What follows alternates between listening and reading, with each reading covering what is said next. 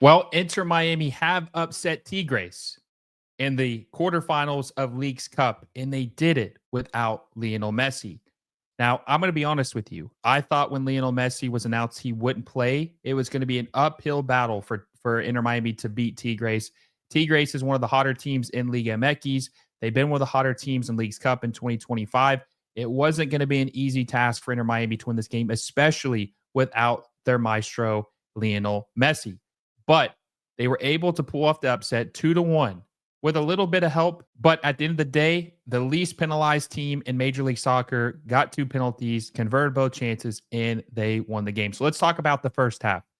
The first half, Inter Miami came out swinging. They looked active, they looked lively, and they were pressing. Tigres was not playing very well in the first half. They looked like they honestly were being submissive. They looked checked out. They didn't look like they were really, they cared if they won or lost in the first half. And the possession was pretty close to the same. It was like 52-48, a little bit in Tigres' favor. But Tigres only had 3 shots. 3 shots in the first half, 0 on target. Inter Miami had 4, 2 on target. And they just looked, Tadio Allende. Hey, if you're enjoying the video, make sure you give it a like down below and subscribe to the channel if you haven't already. Our goal is to hit 10,000 subscribers by the end of this year. And with your help, I know we will reach that goal. So make sure you subscribe if you haven't already and hit that little bell notification so you never miss any of our videos. Now, back to the video because I want to get into him a little bit. He touched the ball several times. They were looking for him all game, and he was a guy that I said needed to have a good game in order for Inter Miami to win. He really didn't have a good game, but we'll talk about that in a little bit. But in the first half, Luis Suárez gets is able to convert a penalty in the 23rd minute from a handball Tigres committed. And at that point, I thought, okay, this is a good start for Inter Miami because I always say this. If you ever watch me talk about Inter Miami, I always say one thing. If they score one, they score more. They never just score one goal. It's either one, they score 2, and they score 3, they score 4, they score 5. So when they scored 1, I said, okay, they probably got 2 in them. So they scored the penalty in the 23rd minute. There was this chance that Tadio Allende had in the first half because he was the worst player in the first half to me. He's bad. He's so bad. He's terrible. I want to talk about him being bad in this game. It's nothing new. There was this chance that Lujan had. Lujan had passed it to Suarez, and then Suarez passed it to Allende. And Allende had this golden opportunity on a platter to score, and he couldn't. He couldn't. He always comes up short, and he's just so damn bad. I wonder how much longer they're going to stick with him and have him in the starting 11 for this team. They've got options. They've got options, but Allende doesn't need to be starting. He's bad. He's not good. He's not a right winger. He's a backup striker at best. He's not good. Okay. Ian Frey was another player I think struggled in the first half, but bounced back in the second half, which we'll talk about in a little bit. But his first half performance was not good. He looked nervous.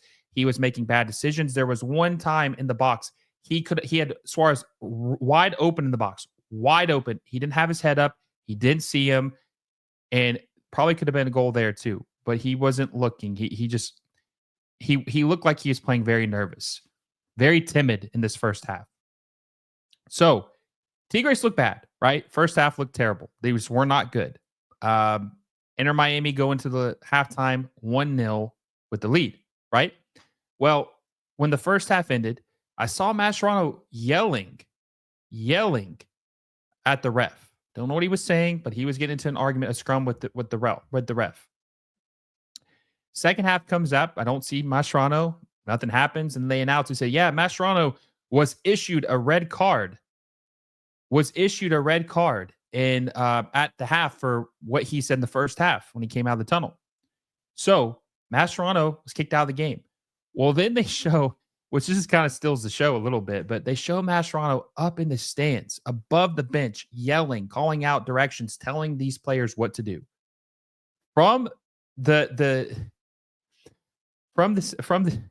He was up in the stands with these fans. He's out there telling them what to do. He's coaching the team from the stands, which is a great, that's insane.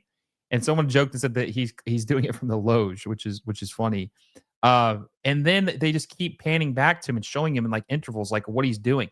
Then he's on the phone. He's making a call. He's making a call, and we're thinking, who is he talking to? Because he's giving out directions again. He's on the phone, right? And then it shows his assistant coach on the sideline with his phone on speakerphone.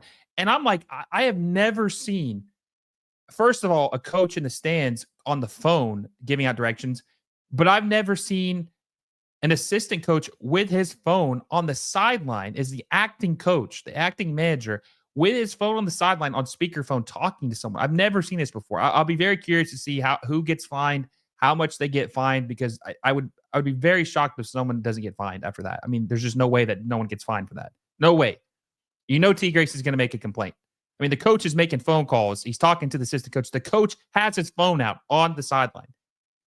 There's no way he's not getting fined for that. Okay. So that's how the second half starts. So it's already crazy. Well, Tigres just absolutely dominated the second half. And the first 30 minutes, they dominated. They had possession like 70% of the second half. 70% of the time in the second half. And it looked like Inter Miami's luck had ran out because they were kind of parking the bus. They were playing very conservative. And Tigres was attacking. They were looking dangerous. They were creating chances. They had 10 shots in the second half.